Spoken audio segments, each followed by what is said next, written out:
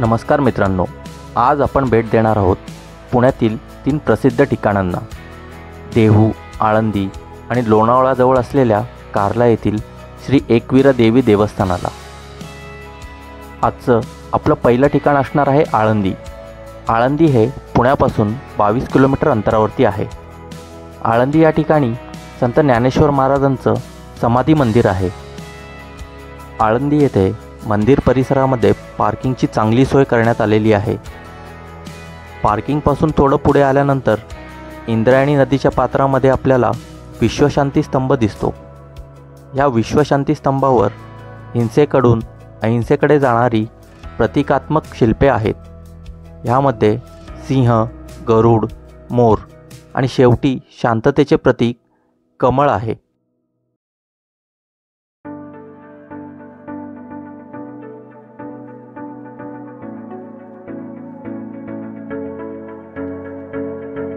इंद्रायणी नदीच्या पात्रामध्ये हातपाय धुवून आपण निघतो मंदिराच्या दिशेने.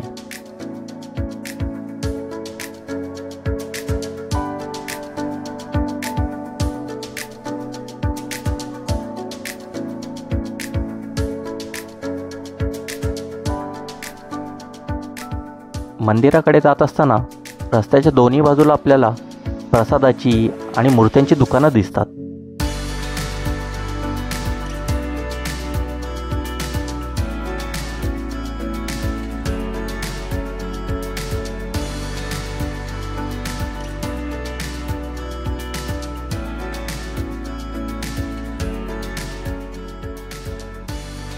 मंदिराजवळ आल्यावरती पहिलं दर्शन होतं ते आपलं महाद्वाराचं.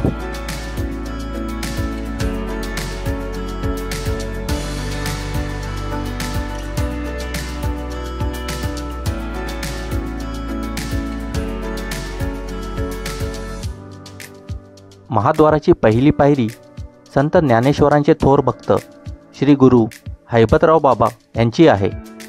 ही पायरी पितळ आणि चांदीची आहे व लगेच नजरेस पडते. प्रथम दर्शनाचा मान हा ह्या पायरीला आहे.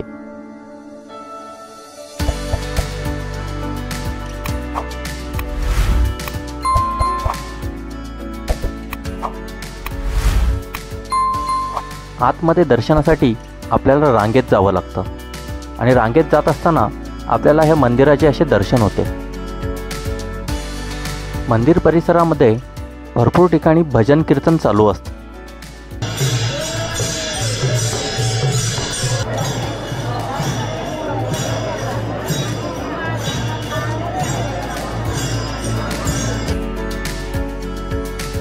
माऊलींचं दर्शन घेऊन बाहेर आल्यानंतर आपण पोहोचतो आजान बाग या ठिकाणी.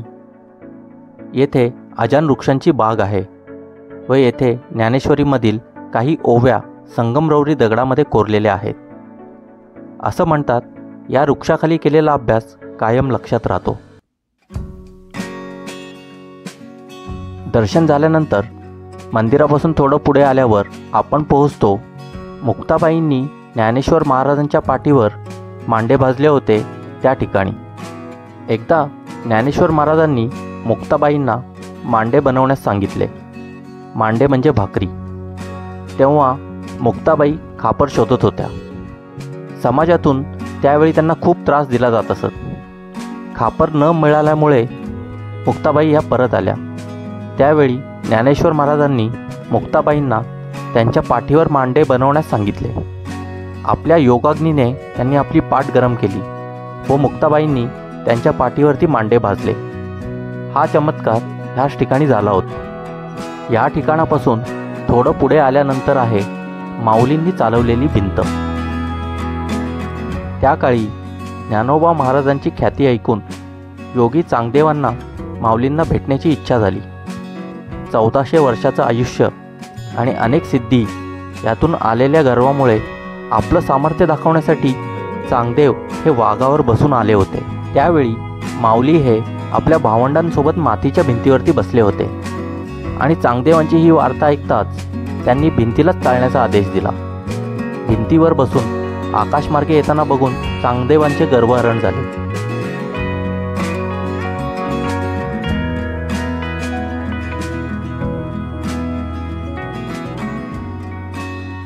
माऊलींना भिंतीवर बसून येताना बघून चांगदेवांना त्यांच्या लौकिक सामर्थ्याची जाणीव झाली.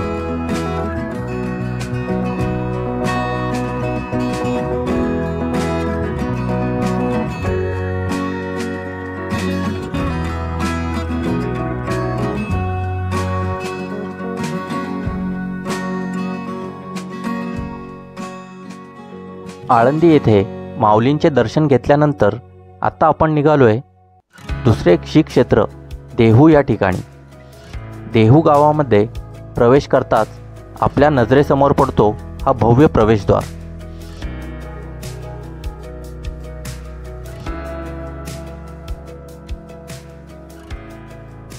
चौदा टाळकरी प्रवेशद्वारापासून पुढे आल्यावर महाद्वारावर तुकोबारायांची एक गरुडावर बसलेली सुंदर प्रतिमा आहे. ही प्रतिमा सर्वांचं लक्ष वेधून घेते.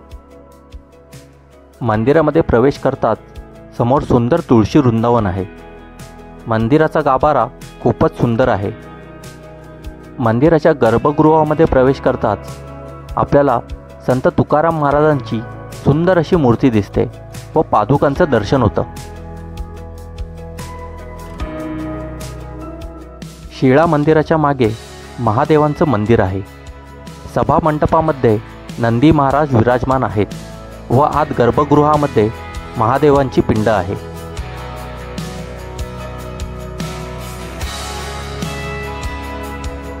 या महादेव मंदिराच्या शेजारी भगवान राम, लक्ष्मण आणि सीता यांचं देखील मंदिर आहे.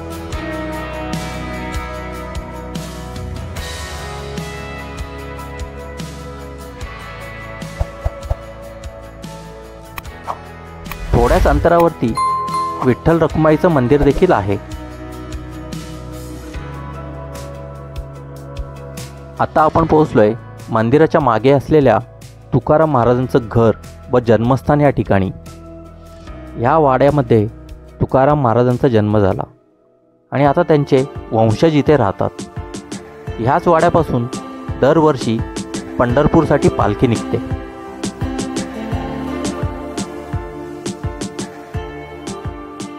आता आपण निघालोय तुकाराम महाराजांनी आपलं शेवटचं कीर्तन ज्या ठिकाणी केलं आणि ज्या ठिकाणापासून ते वैकुंठाला गेले त्या ठिकाणी.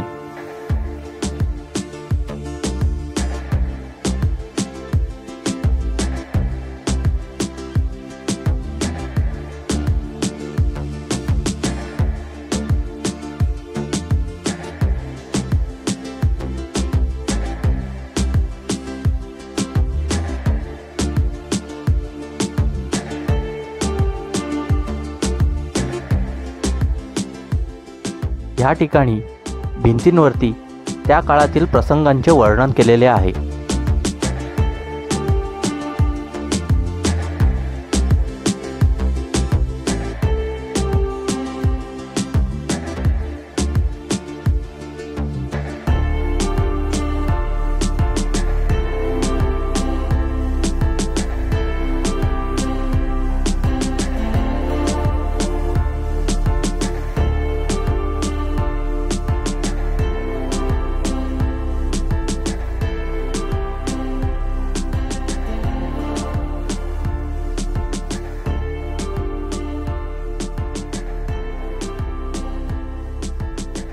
या ठिकाणी तुकाराम महाराजांचं मंदिर आहे.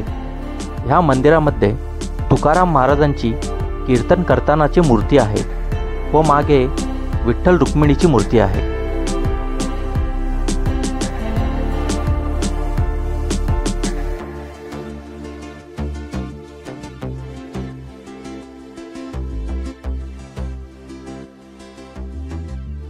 आता आपण पोहोचलोय गाथा मंदिर या ठिकाणी. समोर आपल्याला गाथा मंदिर दिसत आहे.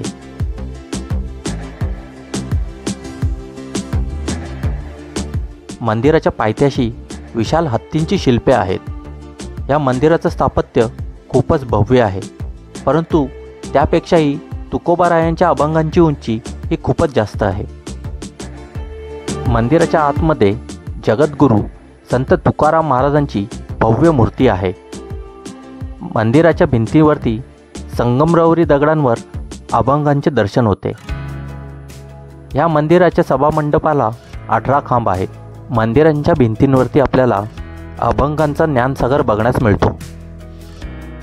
आता आम्ही निघालोय आई एकविरा देवस्थान कार्ला या ठिकाणी जाण्यासाठी. कार्ला हे ठिकाण लोणावळ्यापासून जवळ आहे.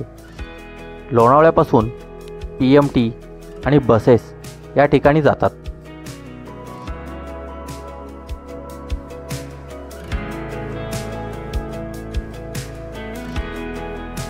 कार्ला फाट्यापासून मंदिरापर्यंत पोहोचण्यासाठी ऑटोची सोय उपलब्ध आहे.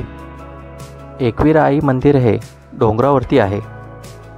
डोंगराच्या पायथ्याशी पार्किंगची चांगली व्यवस्था केलेली आहे. डोंगराच्या पायथ्याशी हॉटेल्स आणि पायी वर चढत असताना देखील हॉटेल्सची सोय चांगली आहे.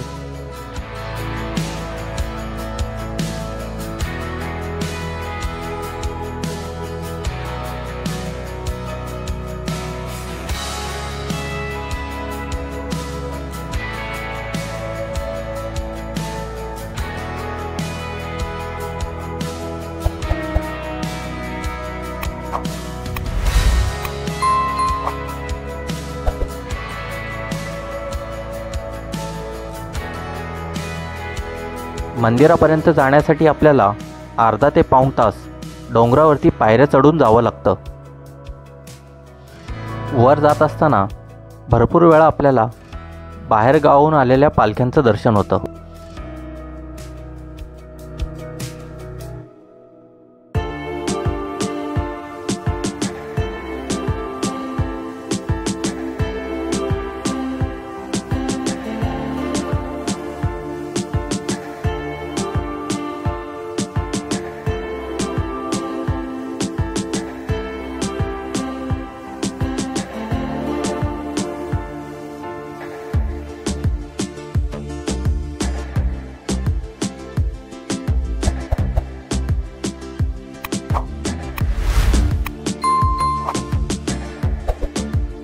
पायऱ्या चढत असताना रस्त्यामध्ये भरपूर असे स्नॅक सेंटर बघायला मिळतात.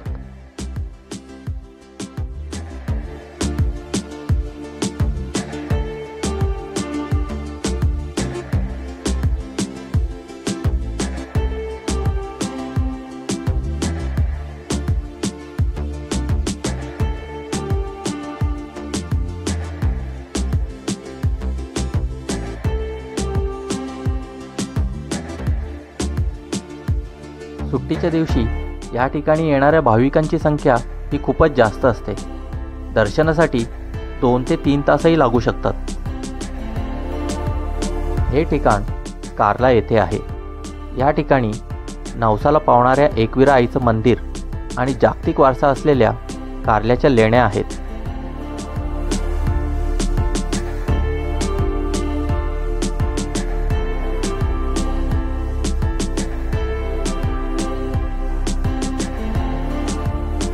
मंदिरापर्यंत पोहोचण्यासाठी आपल्याला रांगेतून जावं लागतं.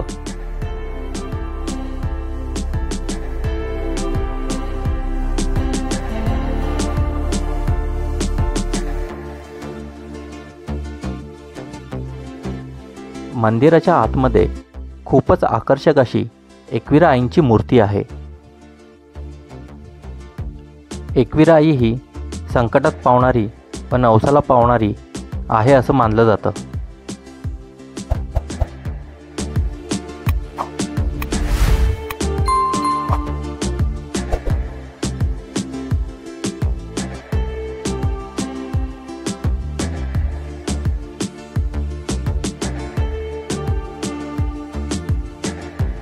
मंदिराच्या शेजारीच जगप्रसिद्ध अशा कार्ला लेण्या आहेत.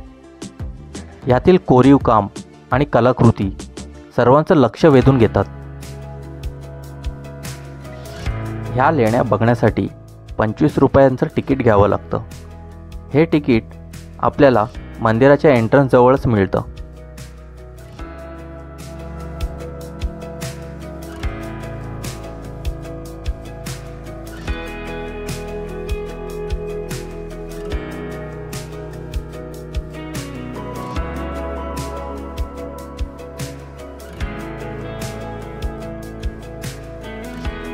डोंगरांमध्ये दगडांमध्ये केलेलं कोरीव काम आणि कलाकृती हे खूपच बघण्यासारखे आहेत.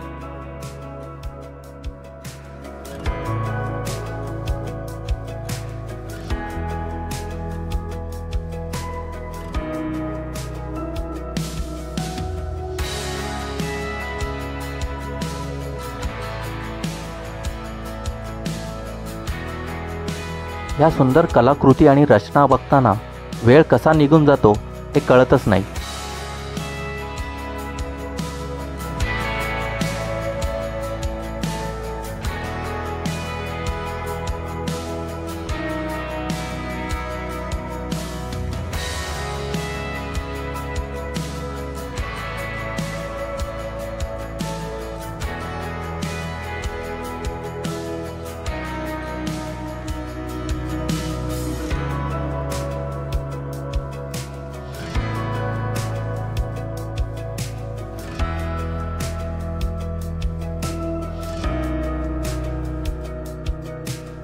एकविरा आईंचं दर्शन घेऊन आणि कार्ला लेण्या बघून आम्ही परत परतीच्या मार्गाला निघालो.